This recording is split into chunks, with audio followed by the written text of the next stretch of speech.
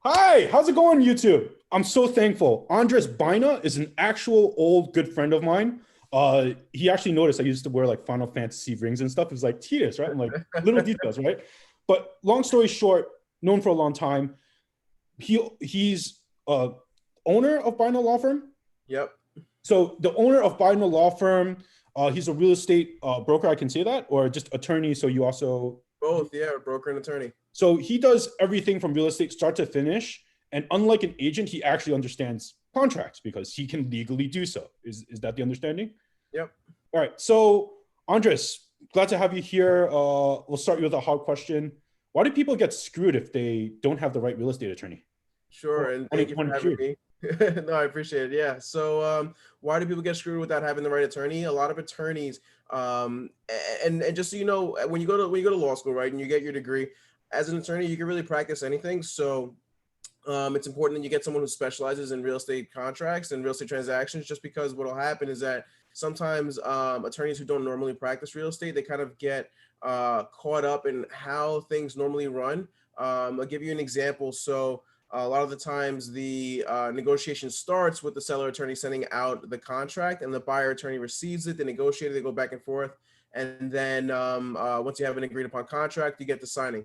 Throughout the transaction, there's certain things that either side should be doing. The buyer side should be updating the seller side on the mortgage. The buyer should be ordering title. The seller, in the meantime, should be ordering what's called a payoff letter, which is that amount that the bank needs to get paid on to be able to close out that existing loan, so the new loan can come in on the property. So it's important that they understand, where and when the things should be done in a transaction. And it absolutely helps to know what to look out for in a contract and what's normally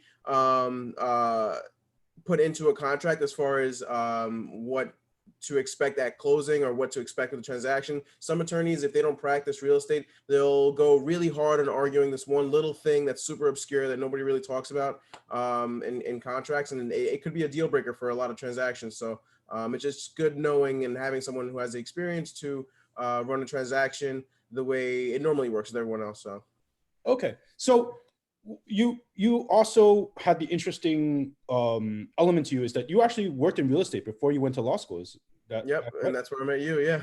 Yeah. So what so how did that cultivate your decision to go into law school, or what perspective did that give you when you were like making that? Sure. So, Chris, as you know, longtime friend, he's actually the one. Chris is the broker. For everyone who doesn't know, Chris is the broker that from the office that I used to work at, and he's the one who actually pushed me to go to law school. He saw, where my head was at as far as real estate and how I really wanted to, hustle and do bigger things in sales. I, wanted to open a bunch of businesses and run my own brokerage one day. So he's the one who said, listen, go to law school, really, really learn how to hustle real estate and get your degree. And I said, great. So Wow. So tell me a horror story that you had to deal with where someone was just like got screwed because of the wrong lawyer horror story where someone got screwed because of the wrong lawyer. or not having one. Yeah, I unfortunately I deal with them probably about say once every couple months, and you get those lawyers that don't really practice real estate. So just like that, you go back and forth arguing little things that aren't really argued about. It's kind of a normal course of business, and they don't understand that. And what'll happen is that the client, their client, could walk out from the deal because their attorney is arguing about something that's not even important. So and it's unfortunate for my client, whether it's a buyer or a seller, because everyone wanted this to work, and it ends up being the lawyer who killed the deal because they didn't really understand the normal course of business. Right. So what are some things that people have to look out for? Like, let's say, you deal with a lot of people that are buying their home for the first time. Mm-hmm. And what are some things that you would say, hey, look out for this, or something to keep in mind because it might be their first purchase, right? And Sure. there are things that they might overlook. What Mm-hmm. would you say to them? Yeah, a couple things I do my when I do my consultations, I like to know and understand what everyone's situation looks like as far as when they're buying it. Uh, Brief check-in with how their finances look like, and I'll call the mortgage lender usually for that, just to say, hey, we're good to go. Do they have a pre-approval letter? Things like that. Um, One thing to be considerate of when you're buying a home is definitely give your landlord, if you're renting, a heads up. Just kind of make sure you have a backup scenario, a living situation, in case we get into a transaction and it gets dragged out. Where everyone estimates a certain date, but nothing's ever guaranteed, and rarely do contracts actually close on the date that they are given. It's unless it's an all cash deal and it's time is of the essence. But if it's a regular purchase, for most purchases for first time home buyers, if they're getting a mortgage, you're really up to the bank's discretion. The bank's underwriting, their processors, it really just moves at the bank's pace. So you kind of have no control over that. And what happens is that when you get to closing, Mm-hmm. try and coordinate with everybody. Some things get moved back, rescheduled, and it's just good to know that you have your landlord on board and behind you. When you get to that situation, because it's a little awkward when you're coming towards the end of your lease, and the landlord's like, "All right, well, are you getting out?" And you're like, "Well, I'm waiting to close, but I don't really know when it's going to close." So just make sure that that conversation happens early, um, Okay, before you get to the transaction. that's actually very interesting because it's like, why is it that people just don't do like a shop for lawyers like Costco or Walmart where it's like one size fits all, or like why is it that every situation is specific and it's not just like, hey, there's just one form, you do this, and it's always like 1 + 1 = 2. Like that's not the Mhm. case, right? No, it's yeah, every transaction is different, right? And depends.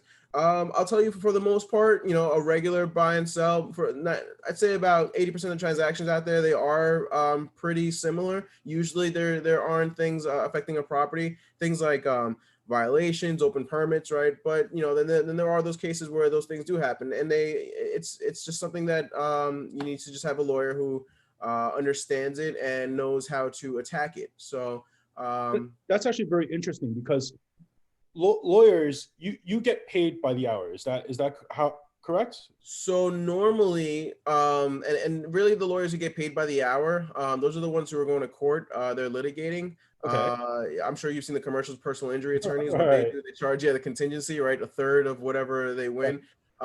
Real estate transactions, though, normally is a flat fee. If you're doing just regular purchase and close, most real estate attorneys who regularly practice real estate will charge you a flat fee as opposed to an hourly fee, and that's a good indication actually of knowing whether or not your attorney does practice real estate. Because if they're charging you an hourly fee, that should be a red flag for you, because you're like, oh, wait a minute, that's kind of weird. If you You do don't know this where it's going to normally. end up. And that's Exactly. actually one of the thankful reasons I chose. I'm so happy you're on my show is because like the integrity, the trust is everything. And that like you're the character that I would, I've personally gone to you and like, hey, but it's also important that when they do the when you do the flat fee, no matter what, if the deal falls through or doesn't fall through, you still make that flat fee. Is that how it works? So it's a reduced fee. Yes. Okay. So normally the way it works on regular transactions, what I'll do is I will charge half of it up front Mhm. when we sign the contracts, the other half at closing. And then there's a reduced overall fee if the deal dies for whatever reason, whether the seller decides that they can't sell anymore and they have to give the money back, or the buyer can't get the loan. I'll just charge a reduced fee from the first half. So the other point is that is like you have fiduciary, Hmm. correct? Yeah. So So you're always looking out for the interest of the client, and how important is that compared to someone else that might be a little bit more nefarious or a little bit more not in the client's interest? generally real estate transactions, you don't really see attorneys being nefarious or against the client's interest, unless the attorney's getting a cut from the other side somehow. If say you're repping the purchaser, and the seller on the other side is like a friend of the attorney's or some investment deal or something like that, you really don't see things like that happen too often.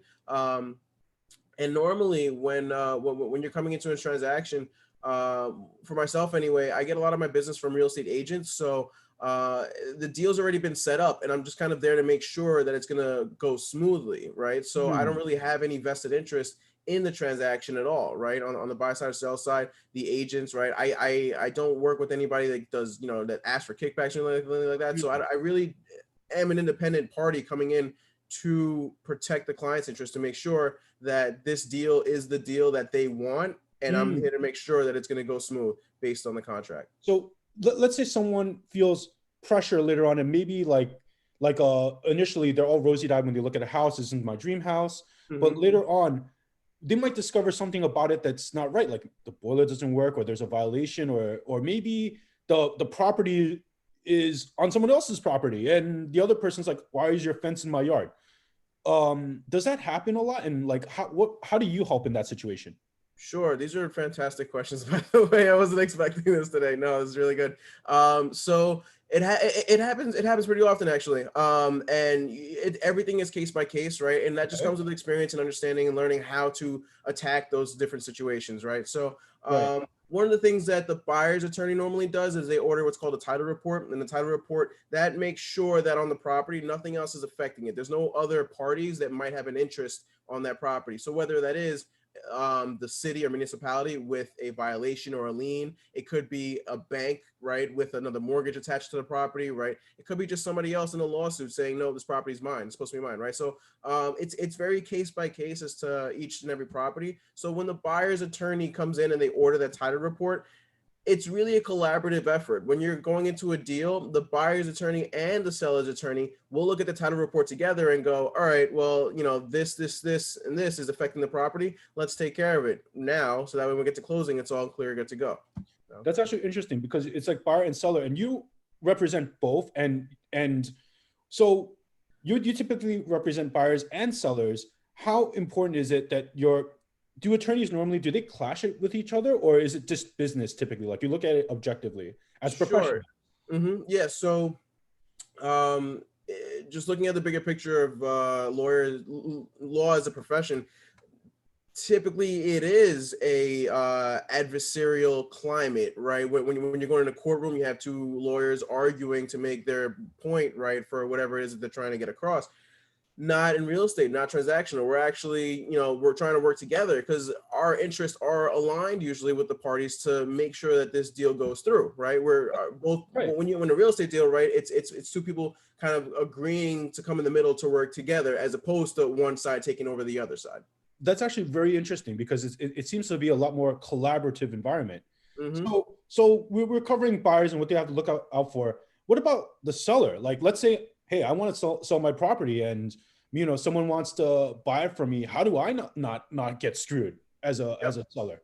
So yeah, there's as a seller, my responsibilities are to make sure that I really understand what's going on with that property beforehand, so I can kind of give the buyer's attorney a heads up in the contract saying, hey, this is what I am representing that this property has and doesn't have, or what we have and don't have. I'll just give you an example. I have a multifamily unit that I have a client for that was looking to sell that multifamily unit. Let's just say it's 4 units, right? And there's 4 different leases, and they're not paying, and there's violations on the property. I would like to get, and it really depends on the complexity of a deal. Something like that, I would like to see the title report if the property was sold recently, or if I can, I might actually order a title report. It's called a special. It's called an attorney search, just to kind of get an understanding what is behind that property before we go forward and sell it. Because taking care of these things that are affecting the property might take a while, and I want to make sure that everyone has a realistic expectation of how long the transaction is going to take and what our jobs are to remove all the things that are affecting the property that we're trying to sell. That's actually very interesting because, like, let's say the seller is a good guy, and then he just wants to sell the property and wants to make a cut. He doesn't want to screw anyone over, but Mhm. but maybe he overlooked that there was something wrong with his property, and that does that happen? Yeah, all the time. And that's why the best thing that we can do is just to make sure that we do our homework first, right? I always try and get an attorney search if it's something that they believe it's going to be complicated. I can do a quick and dirty depending on where it is. The city's very good with their software. Nassau and Suffolk a little bit more behind, but with the city, you can easily go ahead and check into DOB and see, how many violations are attached to it, right? You can kind of track the deeds and the mortgages to see who's been affecting it on a public scale. And but the best way to do it really is just to get a title company to help you out and research it to give you an understanding as to the property, what you're dealing with, and how long it's going to take going forward. That's actually very very interesting because there's also different types of property, like a mixed use, commercial, and you've done them all. So that's why I'm like, I gotta pick your brain, and for the So audience, of course, no, go trying to ahead. pick your brain for all this is worth. I'm at your Uh, service. so if you have a mixed use property, and are the laws different for mixed use properties versus residential? Like, let's say there's a storefront, someone lives on top. And is that a more complicated process for the buyer and seller? It can be, yeah. It really depends on the transaction, where it is, right? And the municipalities affecting it, what kind of laws are there or aren't there. If it's a mixed use property, just a couple more things that I have to look out for, right? But generally, it's the same process. It's just really understanding what it is that you're trying to sell, what's affecting it, what the buyer's time frame looks like. Are they willing to wait? Is everyone trying to work together to make this happen, or is there a drop dead date? Things like that. But it generally it's the same process. You just make sure that whether it's commercial or residential, those leases are being honored. You make sure that security deposit's there. You make sure that there's no judgments, liens, violations, anything else affecting the actual property, and you want to get everything cleared up so that way when you're at closing, everything transfers over smoothly. Everyone knows that all the violations, liens, or anything else that might affect the property has been taken care of, and get to closing. How important is it that in this environment that we have like equal housing opportunity, equal lending opportunity, equal buying opportunity, right? Like how important is, like, we have those laws, and how do people protect themselves to make sure that they're not disadvantaged, disenfranchised, to make sure, like, hey, because of whatever reason that's protected by law, that they don't get screwed over? How important is that awareness? Entirely important. I'm a huge proponent of making sure that everybody has an opportunity to and a right to live wherever they want, right? It's something that I'm kind of the last party that comes into a transaction, so on that end it's a little late for me. That's definitely something that should be in the forefront of a broker when they're working with a new client, and they make sure that they're not trying to steer them in any certain neighborhoods or anything like that. I do believe in equal opportunity all over. I was very fortunate growing up to live and grow in a very mixed community. I definitely see the benefits of that. That's also why I'm a big fan of Queens in general, being the most diverse county in all New York, and I think the world actually.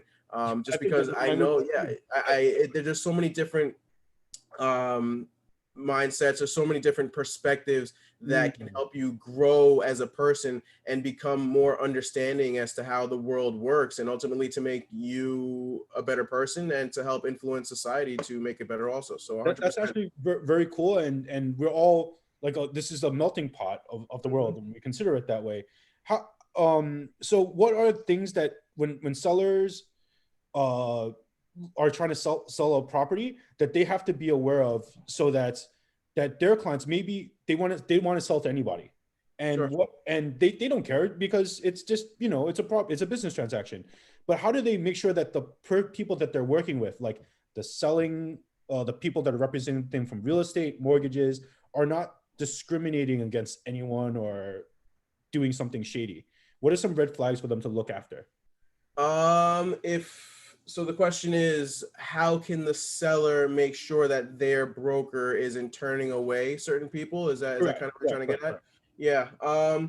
I mean that it's tough. You really got to vet your real estate agent. You kind of have to see what kind of deals have they done, where have they worked, where's the majority of their business.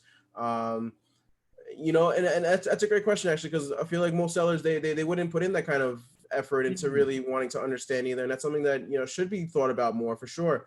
Is my broker doing the best that he can to give the most opportunity to everybody else? And I think that they'll give the generic answer of saying, well, yeah, I put on the MLS, everyone else can see the listing on Zillow or whatever, and they can call me Right. and I'll let everyone see the house, right? And I have to present you all offers, and that's gonna be the normal answer. But yeah, at the end of the day, I could see situations where there could be discrimination based on the type of offer that comes in, whether it's a lower down payment or coming from certain banks that work in certain communities, and they kind of like, oh, might not take that long. So it's a great question. It's not something that that frankly I haven't just thought of enough, but it's something that I'll definitely going forward No, we're tell definitely my really sellers. happy Yeah. to bring this awareness, because we give everyone opportunity, and you're always like very honest with people and direct.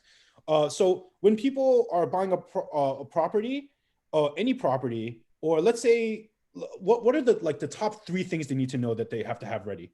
Like I want to buy a property. What are three things I need ready for me? What Number one are, is the money, is the mortgage. Okay. So you have to really understand how much you have to play with. So a lot of people don't realize that the first thing you actually have to do whenever you're buying a property, you're looking on Zillow, you're like, oh, this one looks nice. Before you get excited and you jump on it, the first thing you should do, talk to your mortgage broker. You and I know Vincent Lozano. He's Mhm. been great. He's been in the industry for forever. That's usually my go-to guy. I have a lot of other great people, Ralphie and Tosca. Shout out to Ralph. What you do is when you're buying a property, you have to understand how much you have to play with and how much the bank is willing to give you. Because Mm. without you knowing how much of a loan you can get, you can't start making offers on properties if you don't have that much that's coming from the bank, right? So the Mhm. first thing you have to do is take care of your money, right? Make sure Okay. you have that pre-qualification letter from your lender Mm. saying that, yep, this is how much I'm allowed to offer and I'm ready to go. Okay. That's it. So now let's talk about people that are renting from like the tenant's perspective. Like let's say they want to rent a I see a really nice house in Astoria, one bedroom. What do I have to know when I'm looking for a property? How do I rent? Like I want to rent. I want to move out of my parents' house. What do I do? Sure. And that's more of a broker question for me as an attorney. I really don't get into. It's very rare. Sometimes there are tenants that, and for definitely for higher price points and as far as rentals go, I'll come in and review a lease. But generally, when you're renting, you don't need an attorney, and um, for what it's worth, most of the leases out there, actually all leases out there, there's no really standard lease out there. You kind of see everything. You kind of see from Mm. that one pager you could buy at Staples to the most elaborate, 50-page leases that Wow. someone paid an attorney to get set up. So it's very case by case, and a lot of tenants don't realize that when they're going out to get an apartment, that lease that they give them, it's not the end lease, right? And there are things that if you want to push back on or don't feel comfortable with signing, absolutely you can go back to the landlord and say, hey, I don't think this is fair, or I don't think this should be my responsibility. So Mm. um, What mhm. what would you say to people that are aspiring to be attorneys and help people? Like what's fulfilling about your job? I have recently found fulfillment in understanding that I am becoming a more integral part of communities. Mm. I move families. I place them in Literally. right. Yeah, literally. I put them where they're going to be growing and learning and becoming a part of new societies, and the kids are going to new schools and creating communities, right? And so that's been really rewarding to me. Just seeing that that's happening, and I'm grateful to be a part of it, for sure. I'm definitely really thankful for the fact that you gave me this time. And for the audience, check out the description. I'm going to have his name, contact information, law firm, everything for you guys to check out. Definitely, New York State, is that where New York State for now. Yep, I do have partners that handle all over, but New York State, I have deals right now up in Binghamton, Conklin, Oneonta, and as wow. far out east as Montauk. So all New York State. So yeah, if you guys want to hear more from Andres, definitely contact him at his law firm, and we'll definitely thankful. Definitely going to look forward to having you on my show again, and going forward. For sure, Brian. Thank you. These questions were fantastic. By the way, I was really impressed, and I was Thank you. expecting it, but I'm happy we did this. So Thank you. I'm looking forward to seeing you again, and I hope you have a happy and healthy new year. Okay. Wonderful. You as well.